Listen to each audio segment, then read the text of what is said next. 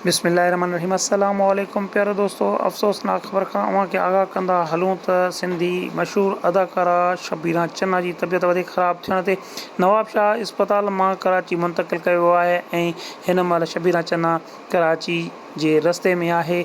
ऐं कुझु माण्हू इहा ख़बर पिणु हलाए रहिया आहिनि त शबीना चन्ना फ़ौत थी चुकी आहे, पर इहा ख़बर बिल्कुलु कूड़ी आहे त अदाकारा शबीना चन्ना फ़ौत थी चुकी आहे। अदाकारा शबीना चन्ना सां सिंध जे अनेक माण्हुनि जूं दुआऊं आहिनि ऐं मैडम शबीना चन्ना जी तबियत ख़राब ज़रूरु आहे, पर उन जो इंतकाल न थियो आहे।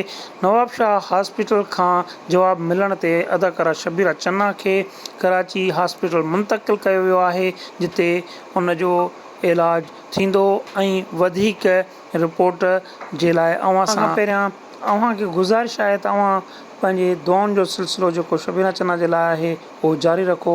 इंशाअल्लाह मैडम शबीना चन्ना असांजे विच में ॿीहर ईंदी ऐं पंहिंजे अदाकारीअ सां सिंध ऐं सिंधियुनि जी ख़िदमत कंदी रहंदी। प्यारा दोस्तो, दुआउनि में यादि कजो।